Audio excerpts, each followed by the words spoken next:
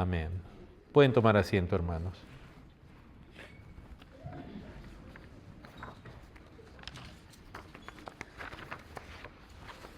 Acompáñenme al libro de Gálatas, a la carta a los Gálatas.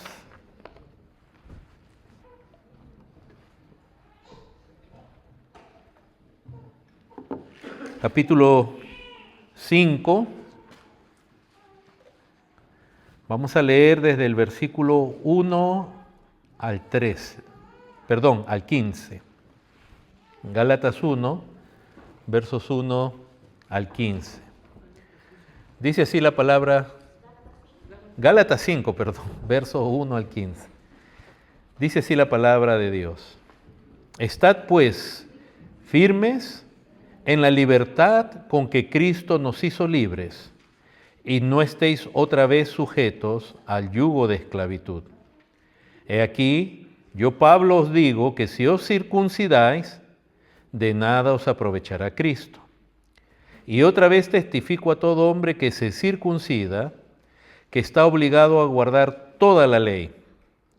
De Cristo os desligasteis los que por la ley os justificáis, de la gracia habéis caído. Pues nosotros por el Espíritu aguardamos por la fe la esperanza de la justicia. Porque en Cristo Jesús ni la circuncisión vale algo, ni la incircuncisión, sino la fe que obra por el amor. Vosotros corríais bien. ¿Quién os estorbó para no obedecer a la verdad? Esta persuasión no procede de aquel que os llama. Un poco de levadura leuda toda la masa. Y yo confío respecto de vosotros en el Señor, que no pensaréis de otro modo, mas el que os perturba llevará la sentencia, quien quiera que sea. Y yo, hermanos, si aún predico la circuncisión, ¿por qué padezco persecución todavía? En tal caso se ha quitado el tropiezo de la cruz. Ojalá se mutilasen los que os perturban. Porque vosotros, hermanos, a libertad fuisteis llamados, solamente que no uséis la libertad como ocasión para la carne, sino servíos por amor los unos a los otros. Porque toda la ley en esta sola palabra se cumple: amarás a tu prójimo como a ti mismo. Pero si os mordéis y os coméis unos a otros, mirad también que no os consumáis unos a otros. Hermanos, en este pasaje vemos el llamado a permanecer en la libertad con la que Cristo nos hizo libre.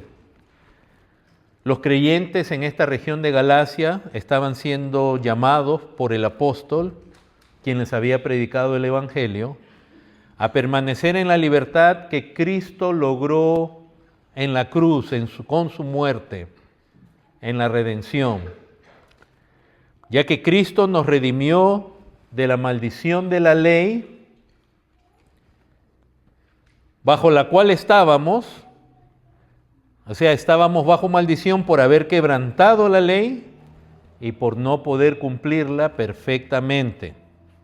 O sea, las dos cosas ellos y todos nosotros habíamos hecho con respecto a la ley de Dios, la habíamos desobedecido, la habíamos quebrantado y encima no podíamos cumplirla perfectamente. En el capítulo 3, si me acompañan para que recuerden, en el verso 10, por eso dice: porque todos los que dependen de las obras de la ley no es mala, hermanos, la ley es santa, la ley viene de Dios, la ley es gloriosa, es perfecta, es pura, es luz, la ley purifica. Dice, todos los que dependen de las obras de la ley están bajo maldición, es decir, todos los que buscan justificarse, creyendo que por el cumplimiento de la ley van a ser justificados, todos ellos, los que dependen de las obras de la ley, están bajo maldición, pues está escrito: maldito todo aquel que no permaneciere en todas las cosas escritos en el libro de la ley para hacerlas. Y que por la ley ninguno se justifica para con Dios, es evidente, porque también dice: el justo por la fe vivirá. Verso 13. Cristo nos redimió de la maldición de la ley, hecho por nosotros maldición, porque está escrito, maldito todo el que es colgado en un madero. Entonces, hermanos, si alguien busca alcanzar justicia ante Dios, ser aceptado por Dios por las obras de la ley, está bajo maldición, porque la ha quebrantado y no la puede cumplir. Y la misma palabra de Dios, aún en el Antiguo Testamento, dice que el justo vivirá por fe. Entonces, usemos unos minutos en recordar, en explicar qué es el yugo de esclavitud. Estábamos en el capítulo 5 de este libro. ¿Qué es el yugo de esclavitud? ¿Por qué hablamos de estar firmes en la libertad con que Cristo nos hizo libre? Entonces debemos saber cuál es la esclavitud. Y la esclavitud consiste entonces en buscar justificación por el cumplimiento de nosotros o las obras de la ley. Esa es la esclavitud. ¿Por qué? Porque es colocarse en una situación donde uno siempre va a estar en deuda. Nunca uno puede cumplir la ley perfectamente. Entonces siempre la va a estar uno quebrantando y nunca va a estar pudiendo cumplirla perfectamente como la misma ley demanda. Entonces uno está bajo maldición. Pero Cristo nos redimió de esa condición de esclavitud bajo la ley, de querer ser justificado por nuestras propias obras, por nuestros propios méritos. ¿Cuál es el yugo de esclavitud entonces? Es buscar justificación por la ley. Ahora, ¿quiénes buscan justificación por las obras de la ley? Por ejemplo, algunos dicen y algunos creen que se puede ser salvo, o sea, algunos hasta aceptan que el hombre es pecador, pero que el hombre puede cumplir la ley. Esa era la idea que tenía un monje llamado Pelagio, del cual surge lo que conocemos como el pelagianismo. Él creía que el hombre podía cumplir la ley, que la gracia de Dios, es cierto, está disponible, pero que no es necesaria esa gracia, sino que el hombre de por sí, si Dios le manda a obedecer la ley, él decía, entonces el hombre tiene la capacidad de cumplir la ley. Pero eso es una mentira, un error, que hasta la misma naturaleza, la conducta de la gente nos lo muestra. En el judaísmo, aún actual, el judaísmo de esos días, también había la idea de que el hombre, aunque era pecador, pero tenía en su ser la capacidad de, por su esfuerzo, de cumplir la ley y ser obediente a Dios. Los musulmanes, que en ese tiempo no existían como religión, en los días que se escribió el Nuevo Testamento, pero ahora ellos tienen ese tipo de pensamiento, que el hombre puede estar en un buen estándar con Dios si ellos cumplen, obedecen a Dios perfectamente, no bajo la ley del Antiguo Testamento, sino en el caso de ellos, bajo el Corán. Entonces hay quienes creen que uno puede ganar justicia ante Dios obedeciendo a la ley del Antiguo Testamento, o los musulmanes, el Corán. Pero hay otro grupo más grande todavía. Esto sí está en el cristianismo, es una idea muy fuerte. Que si bien es cierto necesitamos de la salvación de Cristo, se dice, pero la obra de Cristo como que nos pone en la posición correcta ante Dios, pero de ahí uno tiene que ganarse el resto. Hace poco se hizo conocido las palabras de una mujer que está como predicadora y que va diciendo de error en error, pero lo dice con tantas ganas, porque eso es lo que a la gente le interesa, que el que predica, si grita, si suda, está lleno del Espíritu Santo. No, lo que está lleno es de emoción y de adrenalina y a saber si tomó cafeína y tantas cosas, pero ese no es el Espíritu Santo. Pero ella dice, y como dice, lo dice con autoridad y ahora se cree tantas cosas, Ella dice que Cristo logró el 60% para nosotros. Y en nuestras manos está ahora el 40%. Entonces, le da gloria a Cristo, entre comillas, le da el 60%, hizo ya la mayoría, y nos puso en una posición con Dios que ahora depende el 60% de nosotros. Esa creencia, hermanos, está esparcida en todas partes. ¿Saben por qué? Porque es la idea, eso es lo que cualquier persona de manera natural piensa. El hombre natural en su estado natural no ve su pecaminosidad con Dios, no puede ver su condición. Y puede llegar hasta aceptar a Cristo como que Cristo, bueno, es mi Salvador, ok, necesito salvación, pero yo tengo que hacer el resto. Es como la idea no solamente como en el catolicismo romano también se enseña que en el caso de ellos por el sacramento del bautismo tú eres hecho hijo de Dios, pero ahora el resto de tu vida te toca a ti mantenerte en mérito ante Dios.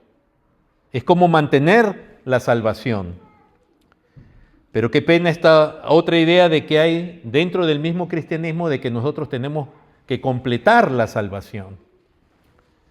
Pero cuando vemos la ley, hermanos, lo que la palabra de Dios nos muestra es nuestra incapacidad, nuestra imposibilidad de cumplirla perfectamente. Por eso la ley no solamente revela el carácter perfecto de Dios, sino que también nos da a entender que solo hay uno que la puede, o la pudo, la puede y la cumplió perfectamente. Y ese es Jesucristo. Y Él cumplió la ley perfectamente por nosotros y recibió el castigo que nosotros merecíamos. Entonces, el yugo de esclavitud es aquellos que se quieren buscan justificación por la ley, sea salvífica o sea obtener méritos ante Dios. Y nosotros hemos dicho, todo lo logró Cristo con su vida, su muerte y su resurrección. Todo lo logró Cristo. Él cumplió la ley, Él amaba la ley, Él obedeció perfectamente al Padre. Él nunca pecó, nunca faltó a la ley. Él se deleitaba en la ley. Ese es Cristo Jesús. Ahora, en el capítulo 4, en el verso 21 dice, decidme los que queréis estar bajo la ley. O sea, estos que buscan justificación por la ley, Pablo los va a exhortar, le dice, ¿ustedes quieren estar bajo la ley? ¿Ustedes quieren estar bajo ese yugo que no pueden cumplir? ¿Es una esclavitud que no pueden solucionar? Ok, si ustedes son de eso, miren lo que dice en el capítulo 5, verso 3. Y otra vez testifico a todo hombre que se circuncida, dice que está obligado a guardar toda la ley. Si usted quiere estar bajo la ley, tiene que cumplirla toda.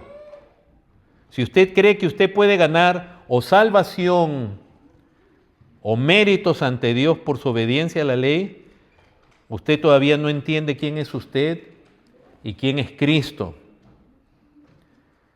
Para estos hermanos, para estas personas que se quieren justificar por la ley, Cristo no es suficiente. La persona y la obra de Cristo no lo ha hecho todo, falta algo. Ellos creen que hay que cumplir la ley de Dios para obtener aceptación de Dios. Y confunden la ley de Dios y ese es otro de los grandes errores, que normalmente lo que ocurre es que no hay un discernimiento en cuanto a la ley de Dios. ¿Qué es la ley de Dios? ¿Cómo se divide? ¿Qué aplicación tiene para nosotros? Y principalmente comienzan a confundir, cuando hablamos de la ley como se dio en el Antiguo Pacto, en el Antiguo Testamento, lo primero que comienzan a confundir es la etnia, el pacto que Dios hizo con Abraham como etnia, es decir, sus descendientes naturales, con la ley espiritual de Dios, con la ley moral. Hay una gran confusión. Miren lo que ocurrió en Hechos capítulo 15. Si ustedes recordarán, capítulo 13 y capítulo 14, Pablo predicó el Evangelio en distintas ciudades, en 4 ciudades de Galacia. Y en el capítulo 15 de Hechos, después que él ha predicado en Galacia, se nos dice, entonces, algunos que venían de Judea,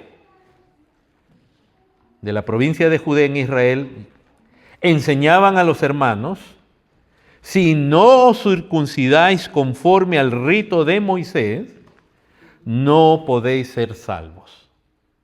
Pero miren la confusión ahí, ¿ah? Ellos para comenzar no entienden que el rito, para comenzar usan la palabra rito, el ritual. Pero ellos no entienden que la circuncisión fue ordenada por Dios como un pacto a Moisés y a sus descendientes naturales.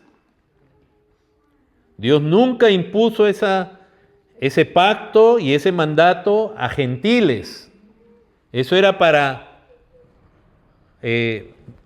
Abraham y su descendencia, y de eso se narra en el capítulo 17. Entonces hay una confusión y aparte dice, si no circuncidáis conforme al rito de Moisés, eso no era un ritual de la ley dada por Dios en el monte Sinaí. Eso fue un pacto que Dios hizo con Abraham en el Génesis, siglos antes que Moisés apareciera. Entonces, no comprenden bien, aún siendo judíos, no entienden la ley. Ustedes a veces nos hacen creer que porque son judíos y hablan hebreo, ellos entienden bien la ley. No, no es así. Si no, no hubieran condenado al Mesías. No la interpretan bien, ellos mismos la confunden. Ellos confunden un pacto hecho para la descendencia y por eso hasta el día de hoy yo les digo, si alguien que desciende por etnias es judío, es correcto, no hay pecado si circuncida a su hijo. Y un gentil también, si quiere, puede circuncidar a su hijo, pero eso no le gana ningún mérito ante Dios. Nada. Y aquí Pablo mismo dice, como hemos leído en Gálatas, en Cristo Jesús ni la circuncisión vale algo, ni la incircuncisión. Es algo étnico, que era una señal del pacto que Dios había hecho con Abraham. Ahora, con Abraham, Dios hace un pacto étnico y Abraham entiende y todos los de su casa tenían que circuncidarse, aún sus esclavos. Y también Ismael tuvo que ser circuncidado. Todos sus descendientes físicos.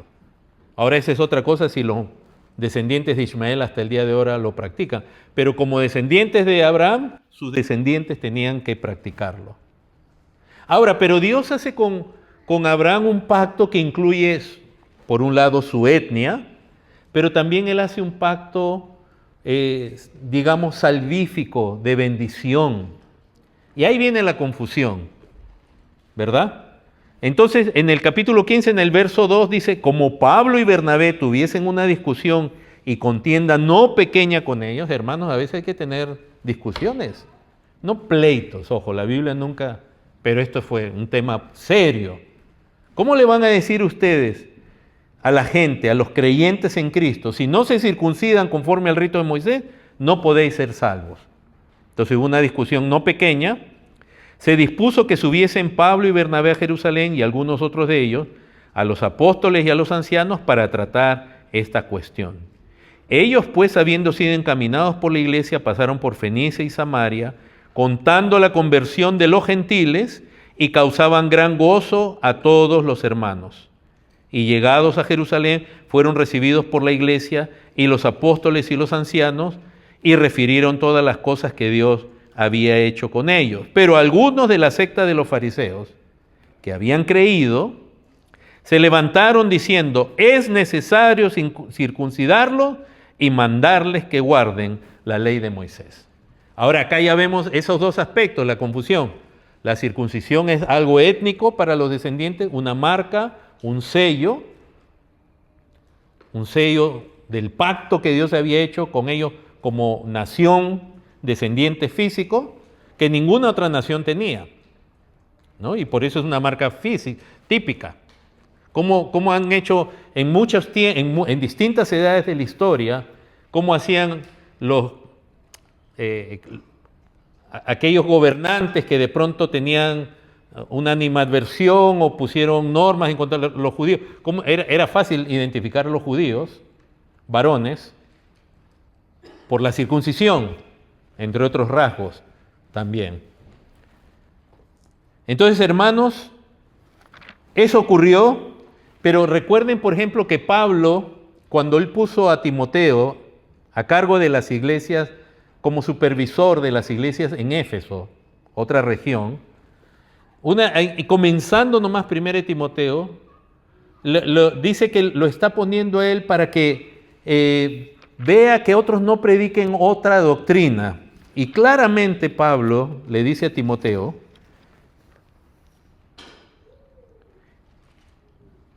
de las cuales cosas, hablando de la doctrina que produce un amor nacido de corazón limpio, buena conciencia y fe no fingida, dice, de esas cosas se han desviado algunos, se apartaron a vana palabrería queriendo ser doctores de la ley sin entender ni lo que hablan ni lo que afirman. Pero sabemos que la ley es buena si uno la usa legítimamente. Hay que saber usar la ley. Y no crean que porque alguien es judío o habla hebreo, entiende la ley. Hermanos, el Sanedrín, los doctores de la ley, mataron al Mesías. O sea que ahora cuando nos dicen que shalom y todo eso, hermano, a mí me encantan esas palabras como cualquier otro idioma, pero alguien que me venga diciendo que domina el hebreo, ¿cuántos maestros yo no he encontrado en los medios? En el Facebook y en el Instagram, que dos de ellos, muy astutos, comienzan ofreciendo cursos de hebreo. ¿Quién no quiere hablar hebreo? El Antiguo Testamento fue escrito en hebreo. Pero de ahí comienzan a meter sus interpretaciones muy sutilmente acerca de lo que debe hacer el gentil. Y por eso los judaizantes de ahora tienen la idea de que a nosotros nos tienen que judaizar. Algunos llegan a decir que nosotros los gentiles somos judíos de raza, porque Dios nos salva otra raza, pero no lo sabemos nosotros. Y si no nos quieren judaizar, tenemos que hablar hebreo, tenemos que usar vestimentas hebreas. O sea, hay una confusión, no entienden que la ley, no entienden el aspecto étnico, racial, si se puede entender, de ser descendiente de Abraham, el idioma que hablaban, las costumbres que tenían. Y a ese pueblo Dios se le reveló y usa las costumbres y todo lo que ellos hacían para que ellos le conozcan, le entiendan y sean salvos. Pero como bien nos presenta la Escritura, no todo descendiente de Abraham físico es un verdadero descendiente de Abraham en cuanto a la fe. O sea, un descendiente de Abraham en cuanto a su linaje, un judío puede estar bien circuncidado al 8º día, puede tener todos los requisitos de haber sido criado en la ley y en las tradiciones y no conocer a Dios y ser condenado. Entonces, hermanos, esa confusión en la ley, debemos recordar que la ley estaba dividida en 3 grandes segmentos. Estaba el aspecto de la ley ceremonial. Volvamos a Gálatas, por favor. Ustedes les pido que lean después Hechos capítulo 15 y ustedes van a ver que justamente se trata de ver qué es lo que se le debe mandar a los creyentes gentiles. Y claramente la respuesta de los apóstoles es que no se les moleste con nada, no se les mande la circuncisión ni nada. Y ellos dicen, le ha parecido bien al Espíritu Santo y a nosotros. O sea, el mismo Dios que ordena la circuncisión a la etnia, dice a los gentiles, no es necesario eso para que sea salvo. Pero sí les manda a no comer ahogado en sangre, ¿verdad? Ni sacrificado a los ídolos y evitar también la fornicación. Hermanos, aquí en Gálatas, nuevamente tenemos, por ejemplo, en el capítulo 4, otra gran confusión. Verso 9, Pablo les dice a los Gálatas: mas ahora conociendo a Dios, o más bien siendo conocidos por Dios.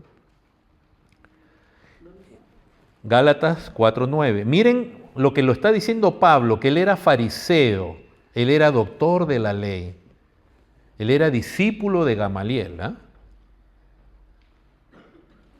No lo está diciendo un gentil, no lo está diciendo un judío que de pronto era helenista. Judío helenista era el judío que no creía ni en su propia ley y más bien tenía inclinación al libertinaje de los griegos o después de los romanos.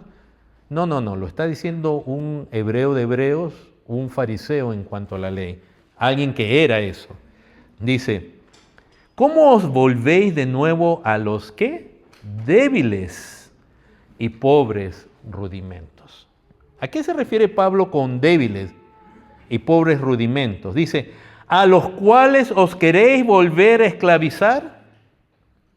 ¿Se dan cuenta de la esclavitud de la ley, de cumplir la ley, pero no entender primeramente la parte étnica? Por eso es que no estamos obligados a circuncidarnos. Y ahora no entender la parte ceremonial de la ley, que dice aquí: guardáis los días, los meses, los tiempos y los años. Me temo de vosotros que haya trabajado con vosotros. ¿A qué se está refiriendo guardar los días conforme a la ley? Se está refiriendo a todas las prescripciones ceremoniales de la ley del Antiguo Testamento. El sábado, las fiestas de Jehová. Porque esa parte ceremonial de la ley que apuntaban a Cristo, que tipológicamente hablaban de la obra redentora y del plan redentor de Dios y de la persona y de la obra de Cristo, ya se cumplió. Por eso, al estar presente el verdadero Cordero, ya no hay necesidad de volver a matar cordero. Y este entendimiento, hermano, es urgente porque hoy día el movimiento judaizante sigue esparciéndose. Pero no solamente eso, sino porque aún dentro del cristianismo sincero, verdadero, que al abrazar el dispensacionalismo, no entiende que la parte ceremonial de la ley ya no es más. La parte ceremonial ya no es más porque ya se ha cumplido en Cristo. O su cumplimiento no tiene que ver con una celebración cada cierto tiempo.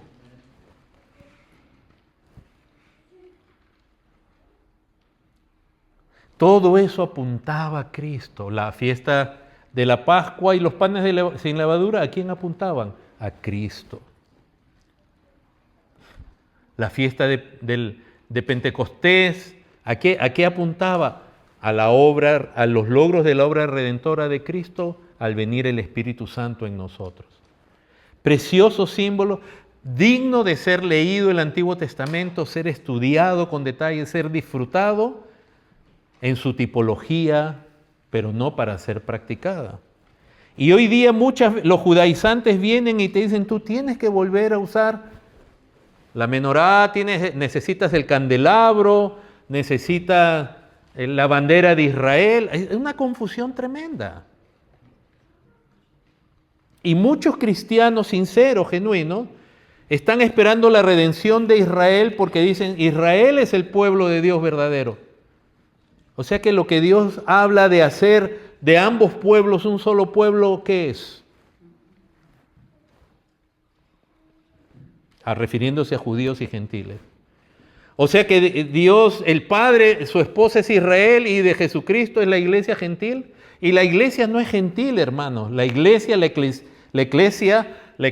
la asamblea está formada por judíos y por gentiles, un solo pueblo. Y como les he dicho, ¿no? Esa idea equivocada nos lleva también a una escatología equivocada, o sea, una doctrina del futuro equivocada, donde se espera la restauración de Israel como si fuera el pueblo en el cual el plan salvífico de Dios se va a cumplir. Y ya se viene cumpliendo en judíos y en gentiles. Lo que esperamos, al menos yo dentro de lo que entiendo en las Escrituras, es que hay un despertar de muchos judíos que ahorita están totalmente, la gran mayoría de los judíos de ahora son secularistas, o sea, ni practican religión. Y hay otro gran porcentaje que sí la practica y aún entre ellos hay distintas posturas. Pero de que crean en Cristo, ¿cuántos judíos hoy día creen en Cristo como el cumplimiento de la ley y la justicia que logró Cristo en la cruz? Son poquísimos. La misma nación de Israel al día de ahora, si por ejemplo un gentil, entre los rabinos, si alguien quiere ser un prosélito, quiere convertirse al judaísmo, una de las cosas que tiene que confesar es su rechazo a la fe en Yeshua como el Mesías. Lo tiene que decir explícitamente. Y el mismo gobierno, tú no le puedes decir al gobierno que tú eres judío mesiánico. O sea que hasta el día de hoy ellos siguen rechazando a Jesús, a Yeshua, como el Mesías. Y eso pasaba en ese tiempo. Teniendo ellos la ley, el Señor vino a los suyos y los suyos no le recibieron. Entonces, por eso cuando hay estos judaizantes se vuelve a la práctica de la ley étnica, ceremonial. ¿Y qué pasa con la ley civil? Como por ejemplo hoy día al leerse Deuteronomio, se hablaba que si alguien te invocaba a otro Dios, ¿qué tenías que hacer tú con él? Desde apedrearlo, matarlo, ¿verdad? Aún en otra ciudad. Ellos no, en los días del apóstol Pablo, en los días del Nuevo Testamento, ellos no practicaban la ley civil, no podían. ¿Por qué? Porque estaban bajo el Imperio Romano. Hermanos, si no lo hubieran apedreado al Señor Jesús rápido, y estuvieron en el intento de hacerlo, pero los romanos les pusieron límites en sus leyes civiles. Ellos no estaban en la libertad de, según lo que mandaba el Antiguo Testamento, de practicar todas las leyes civiles porque ellos se regían bajo las leyes romanas, y es cierto, se les concedía atender a ellos, al Sanedrín, asuntos judiciales entre ellos, pero tenían límites. Entonces la ley ceremonial, pero sí, a la ley ceremonial los judaizantes llevaban al pacto étnico, los volvían para atrás, al aspecto ceremonial del pacto, el aspecto civil no. Pero sí les quiero decir, hermanos, que en el aspecto moral, los gálatas sí estaban obligados a la ley moral de Dios como nosotros. Entonces, hagamos esa distinción. No a las leyes o a las normas étnicas, no a las leyes ceremoniales, porque ya se han cumplido en Cristo, no a las leyes civiles, porque ya no somos un país, somos cristianos viviendo bajo distintas naciones que tienen distintas leyes. Pero ¿qué tal el aspecto moral de la ley de Dios? Sí, estamos obligados. ¿Y cómo lo sabe, hermano? Porque más adelante, cuando ustedes leen el capítulo 5, por ejemplo, en el del versículo 19 al 20, dice, manifiestas son las obras de la carne, que son adulterio, fornicación, inmundicia, lascivia. Estas son aspectos morales de la ley. Y en otras palabras le está diciendo a los Gálatas, esto es pecado. Y ustedes no lo pueden practicar. Ese es el gran problema del cristianismo contemporáneo, es que cree que ya no está obligado a la ley moral de Dios. Y hermanos, la ley para nosotros, toda la ley debiera ser un deleite, pero debemos entenderla bien y qué cosa es aplicable o debemos vivirla para hoy en día. Pero hoy en día hay un rechazo a la ley. O sea, se cree que la gracia en Cristo nos pone en una posición de ignorar la ley. Y no es así. Pero tampoco vivimos por la ley, sino por fe en Cristo. Pero la ley fue nuestro ayo para llevarnos a Cristo. En la ley vemos en la tipología, vemos los mandatos, vemos los simbolismos. Porque la circuncisión, por ejemplo, ¿de qué hablaba? De la circuncisión de corazón que Dios quería ver en ellos. Algo que el Señor mismo les repite en muchas ocasiones. Hemos venido leyendo Deuteronomio 10. Y a ese pueblo que era étnicamente circuncidado en carne, por ejemplo en Deuteronomio 10, en el verso 16 le dice Dios que lo que ellos necesitan es ser circuncidados, pero de corazón. ¿Se dan cuenta cómo lo étnico no define, ni nunca definió la salvación? Esto no es un cambio del Nuevo Testamento. Esto no es algo que vino Cristo y entonces, por eso es que muchos judíos odian a Cristo, porque creen que Cristo vino a gentilizar al pueblo de Dios. Y no, esto nunca fue, o mejor dicho, siempre fue así. 10:16 dice, circuncidad pues el prepucio de vuestro corazón y no endurezcáis más vuestra cerviz. O sea, una distinción clara entre lo étnico, lo físico, lo cultural y lo espiritual, el corazón.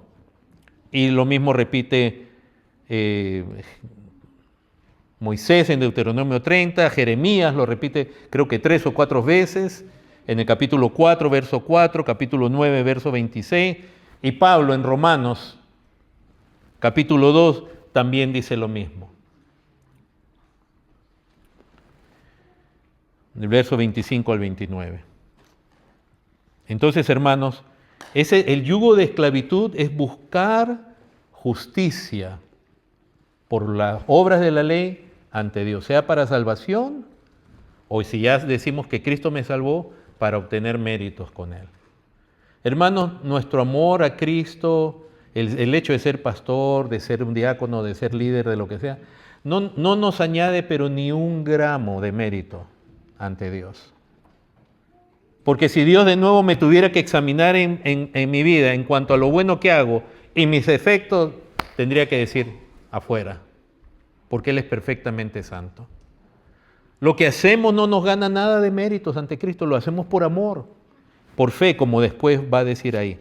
¿Quiénes están bajo ese yugo de esclavitud, hermanos? Bueno, lamentablemente, la nación de Israel, los judíos, de ese tiempo y hasta el día de ahora, porque recuerden que cuando él habla de la alegoría de Agar y Sara, y habla de la esclavitud, en el capítulo 4, verso 25, dice que Agar es el monte Sinaí en Arabia, que dice Pablo claramente, corresponde a la Jerusalén actual. Ahora, hermanos, Pablo, esto quiero decirlo con claridad, Pablo era judío. Pablo no era gentil, Pablo era judío. Él no era antisemita por decir estas cosas. Antisemita o anti lo que fuera es tener un odio a alguien por su etnia. Decir la verdad no es ser antisemita. Y algo muy lindo en Pablo, hermano, es que Pablo, así como el propio Señor Jesús y Juan y los demás, decían las cosas claras en cuanto al judaísmo de ese tiempo, y a veces bien duras, pero Pablo, por ejemplo, en Romanos 9, habla de un amor por su pueblo, por sus hermanos según la carne, que él está dispuesto a hacerse anatema por ellos. O sea, decir la verdad no significa que tú odias a la gente.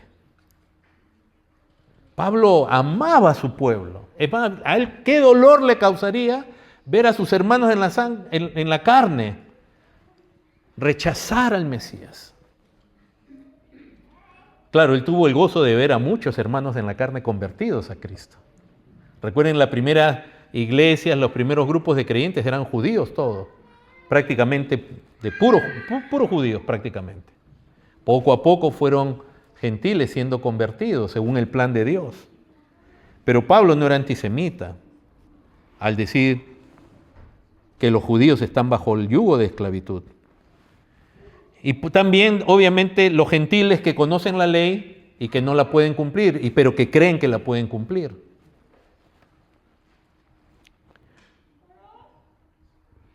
Eso fue algo bueno y malo, entre comillas, de la conquista de Occidente por un cristianismo, aunque sea nominal. Por lo menos en América, todos llegaron a conocer la ley de Dios, aunque igual nadie la puede cumplir.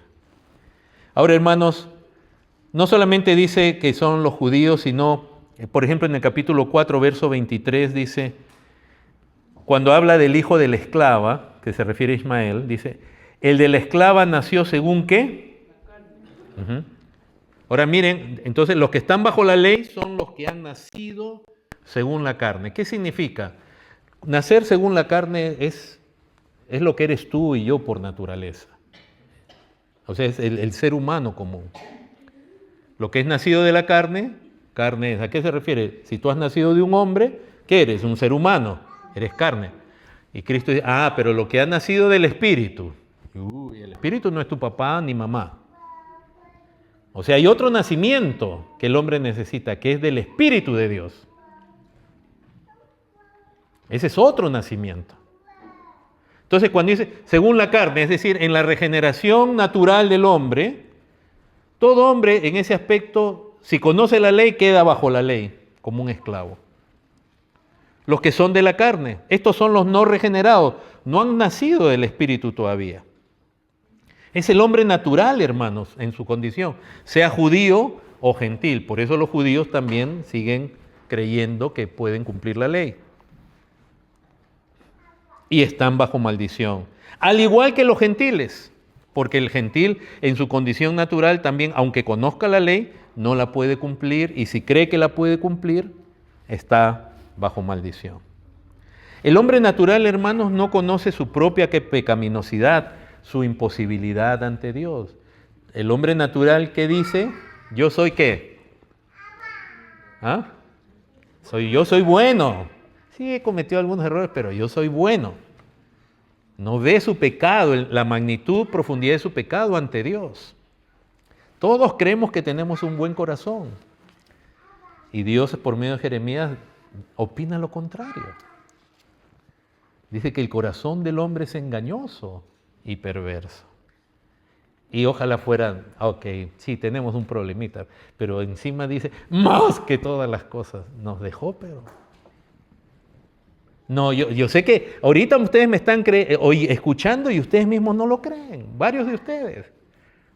Algunos jóvenes me están escuchando y dicen, yo soy bueno. Es cierto, en el estado natural uno no ve su pecado, porque esa es una obra de convicción del Espíritu Santo. Ni el pastor tiene el poder, ni papá, ni mamá. Solo en la gracia de Dios uno puede llegar a conocer y entender y decir, ¿qué soy? Entonces, en el caso de los judíos están, y gentiles, en su condición natural, no ven su pecado, no ven su condición. Siempre, tú hablas con cualquier judío y ¿qué te dice? Nosotros somos del pueblo de Dios, estamos bien, nosotros somos, muchos de ellos, hermanos, la mayoría de ellos se sienten superiores que los gentiles. Y se sienten con derechos por sobre los gentiles y sobre las naciones alrededor.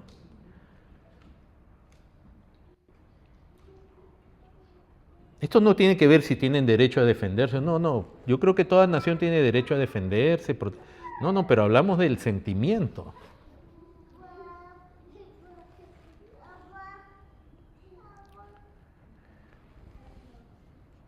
Y por lo tanto no pueden ver cuán singular, cuán único, cuán precioso, cuán indispensable es Cristo y su obra.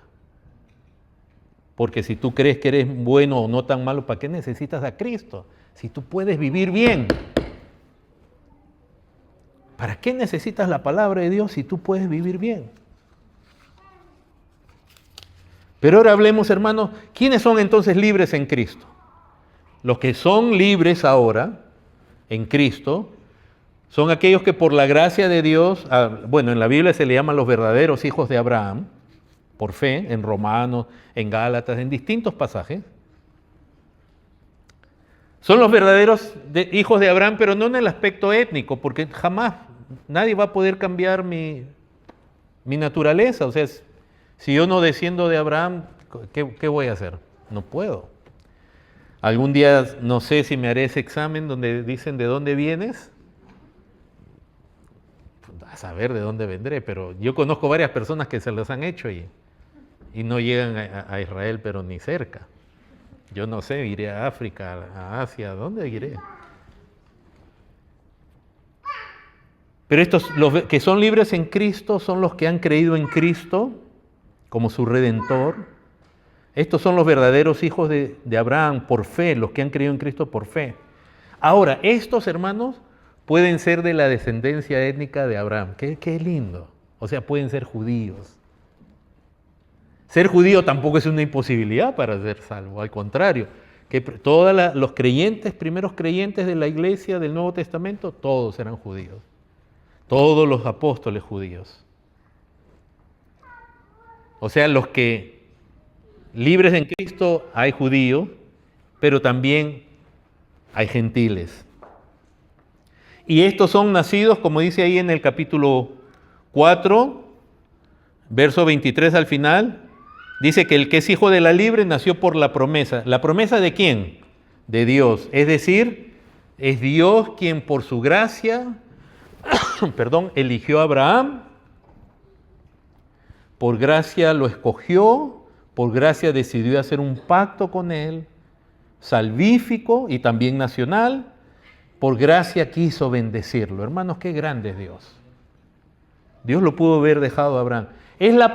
Y cuando Dios le habla a Abraham, hace una promesa, quiere decir que los libres en Cristo han nacido, pero por la promesa, por la intervención de Dios, en este caso en Sara, en un vientre estéril, como dando a entender que es Dios quien determina esto, y Él hace algo que es imposible para los hombres. Él produce una vida donde no lo hay por su Espíritu Santo.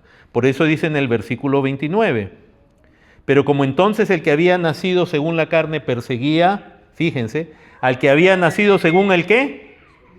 El Espíritu. Han nacido conforme a la promesa, han nacido según el Espíritu, de una manera milagrosa, prodigiosa. Por eso el verso 27 es una celebración que hace ¿quién? La estéril. Dice, está escrito, regocíjate, oh estéril.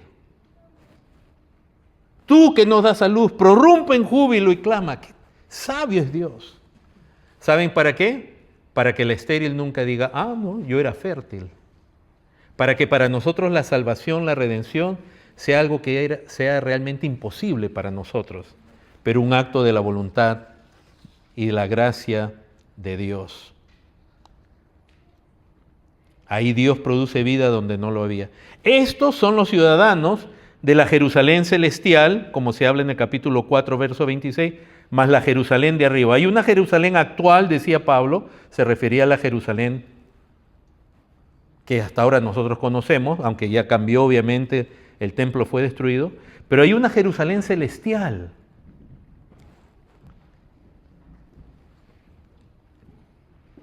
Estos no buscan justificación por las obras de la ley, sino que han encontrado la justicia en Cristo y en su obra. Capítulo 5. De Cristo desligasteis los que por la ley os justificáis. Fíjense, los que son de la carne o los que habiendo declarado fe en Cristo vuelven para atrás, están desligados de Cristo. Por lo tanto, y de manera contraria, los que son de Cristo están ligados, unidos a Él. Por eso Pablo siempre usa la palabra en Cristo, en, ser hallado en Cristo.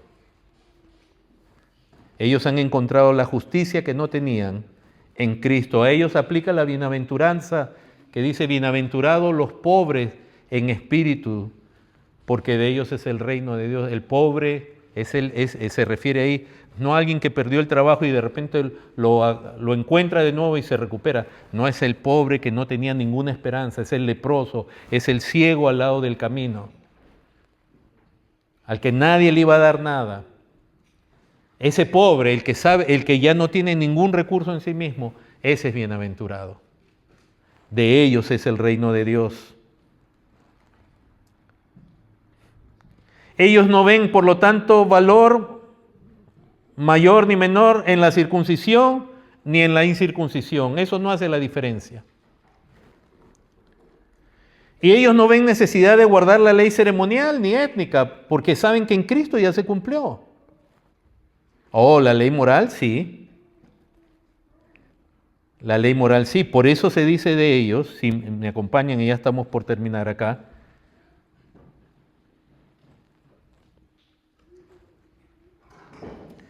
Dice en el verso 6, porque en Cristo Jesús ni la circuncisión vale algo ni la circuncisión, sino la fe que obra por el amor. Entiende estas tres cosas juntas. Mire, fe, obras, amor. No las podemos separar. Pablo, de una manera muy preciosa, inspirado por el Espíritu Santo, pone a una fe en Cristo, pero es una fe que tiene obras, evidencias. Y es una fe que tiene obras no para ganar méritos, sino por amor. La fe que obra por el amor. Tremendo.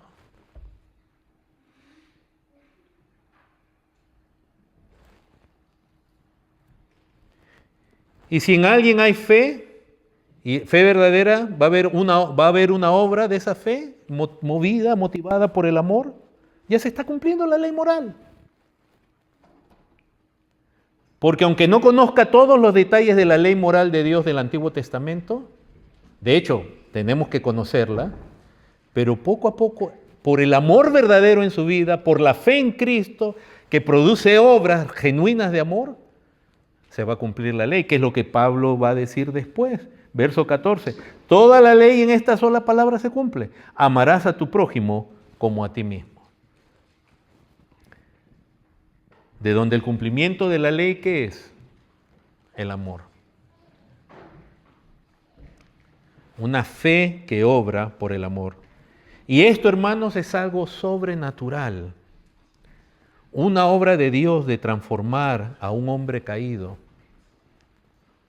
y hacer lo que crea en Cristo, y una fe genuina produce obras que están movidas, motivadas por el amor. Por el amor a Dios y por el amor a los hermanos. Ahí tú ves quiénes son los verdaderos creyentes. Por lo tanto, somos llamados, y así termino, a permanecer en esta libertad del Evangelio de Cristo, que no significa libertinaje, que yo puedo hacer lo que quiera y nadie me diga nada. Hermanos, la vez que alguien, que tomas tú una actitud de que por la libertad de Cristo tú puedes hacer lo que sea y tus deseos son la norma, o sea que ni siquiera apelas a un mandato de algo que tú quieres, algo que tú deseas, algo que tú haces, que tú piensas, donde ni siquiera apelas a las Escrituras, sino a tus propios deseos, tú te has colocado como autoridad. Porque has puesto tus deseos, tus pensamientos, sin respaldo de las Escrituras. Y eso es algo muy peligroso. Entonces, hermanos, debemos rechazar el engaño cuando, como se leía ahora en la lectura, en Deuteronomio 13, cuando se nos quiere cambiar el Evangelio, a traernos a un libertinaje o a un legalismo. El legalismo es ganar aprobación por medio de las obras de la ley. Ahora, no dejo de reconocer, hermanos, que los legalistas tienen mejor conducta que los liberales. ¿O no? Vaya a un país musulmán y nadie vaya a decir que yo estoy recomendando ser musulmán. Vaya a alguna de las sectas que hay en Occidente, donde son bien legalistas. La conducta, la vestimenta, el proceder, todo es. Pero eso no les da méritos con Dios. Sin embargo, y saben, por eso Dios a veces permite que surjan sectas y legalistas y religiones legalistas. Y hasta permite que invadan continentes. Porque está la inmoralidad de los libres, que el pecado se permite y se llega a extremos como lo que hemos visto en Occidente, donde se ha degenerado el concepto de persona, de matrimonio, de familia, de sexualidad. Mejor te entrego a los musulmanes, te vas a portar bien, vas a ver. Pero eso no quiere decir que son salvos. Eso no tiene nada que ver con eso. Entonces, hermanos, no debemos escuchar a aquellos que, como dice el capítulo 5, verso 7, vosotros corríais bien, ¿quién os estorbó para no obedecer a la verdad? A quienes traen algunos estorbos, tropiezos, para desobedecer a la verdad del Evangelio. Dice, esta persuasión no procede de aquel que os llama, sea el mensaje liberal, ¿no?, que te permite andar en la carne y en tus pasiones, o sea un mensaje legalista, no viene de Dios, no viene del que llama. Un poco de levadura, dice el verso 9, leo a toda la masa, entendamos que el engaño comienza poco, pero lo contamina todo. Pero los engañadores van a ser condenados, verso 10. Yo confío respecto de vosotros en el Señor, que no pensaréis de otro modo, mal que el que os perturba llevará la sentencia, quien quiera que sea.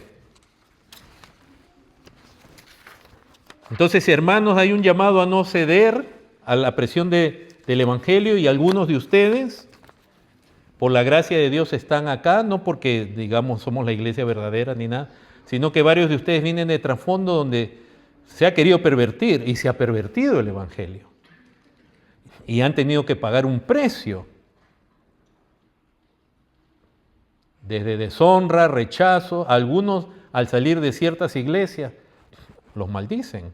Hay varios de esos que están en la televisión presentándose como hombres de Dios, pero cuando alguien se va de sus iglesias, sobre todo si es alguien que aportaba mucho, ahí les caen con maldiciones y promesas de que le va a ir mal y cosas. Y Pablo pagó un precio alto también por perseverar en el Evangelio. Él dice en el verso 11, y yo, hermanos, si aún predico la circuncisión, ¿por qué padezco persecución todavía? O sea, lo que está tratando de decir es, si yo predicara, lo voy a decir de la manera opuesta, si yo predicara la circuncisión, no sería perseguido. O sea, los judaizantes no me odiarían. Pero desde su conversión lo odiaban porque decían, él está negando la ley, está contradiciendo a Moisés, está diciendo a la gente, mandando a la gente que no se circuncide. Esa fue la acusación contra él. Entonces a veces hay persecución, ¿verdad? Los liberales, ¿qué le van a decir a aquel que quiere permanecer en el Evangelio de Cristo? El liberal te va a decir, eres un legalista. Cuando de nuevo ser legalista es ganar mérito o aprobación. Y el legalista, ¿no? El legalista también te va a rechazar porque él tiene que hacer algo que a él le dé la satisfacción de que está bien con Dios. Hermanos, la cruz es un tropiezo. Dice, en tal caso se ha quitado el tropiezo de la cruz. La cruz es un tropiezo para los judaizantes. No pueden con la cruz. Es más, muchos grupos judaizantes comienzan con palabras hebreas y que esto que el otro, pero al final terminan negando a Jesús. Porque son legalistas. Entonces, hermanos, libertad no significa que la gracia nos permite pecar o vivir dando satisfacción a los deseos desde una perspectiva no regenerada. Tampoco libertad significa que las demandas morales de la ley no aplican a nosotros, sí aplican. ¿Saben cómo se contamina más la iglesia hoy en día? Tanto de libertinaje como a veces de legalismo, a través de la música, a través de las llamadas alabanzas. Las alabanzas hay cantidad de alabanzas que están cargadas, son canciones súper bonitas, pero no tienen el Evangelio, no tienen a Cristo, no tienen la obra de Cristo, sus logros. Todo es, yo me gozo en Cristo, yo me gozo, y todo es, pero no se habla, no te hablan del Evangelio. Son tan carentes del Evangelio que hasta distintas religiones y sectas pueden cantar esas canciones. ¿Nunca te has preguntado por cómo es posible que hayan cantantes famosos cristianos supuestamente cristianos evangélicos, y sus canciones la cantan como si nada, católicos, mormones, y las bailan, porque no contienen el Evangelio, si no tropezarían con el Evangelio. Pero de que son excitantes y alegres y bien compuestas, muy bien, y 20,000 instrumentos.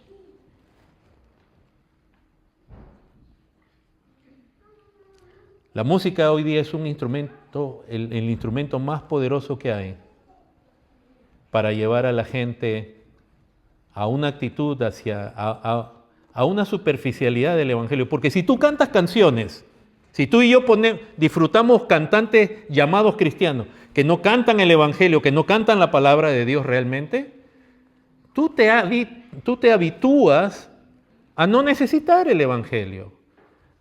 Tu carne, tu ser se acostumbra a la diversión, al salto, al grito, al dar voces de júbilo. Sin el Evangelio, tú te habitúas a eso. Y la música es muy excitante, o sea, se está comprobado aún científicamente que lo que más marca en la persona son las experiencias, las emociones. Más que solo enseñar. Entonces, tú ponte a escuchar a Witt y a todos ellos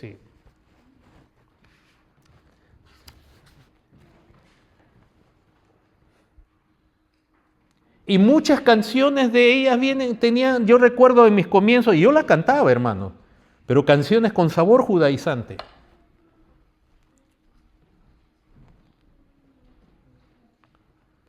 Donde se toman pasajes del Antiguo Testamento, pero de nuevo fuera del contexto del Evangelio y de su cumplimiento. Y no estoy en contra de canciones con ritmos hebreos. Yo he escuchado lindísimas canciones. Es más, he escuchado interpretaciones de cómo supuestamente era la música en los días de David, etc. Nada que ver con la idea de ahora, pero muy bonito. Hermanos, la verdadera libertad del Evangelio se da en el servir por amor a otros. Verso 13.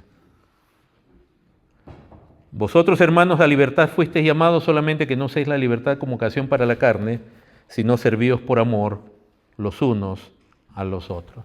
La verdadera libertad se ve en el servicio. ¿Cómo servicio si eres libre? Es un servicio por fe, por amor. Hay obras. Entonces, lo cual lleva a cumplir el fin de la ley, que es el amor. Quiere decir que al final el verdadero entendimiento del Evangelio se ve en tus relaciones con otros. Les invito a ponerse en pie.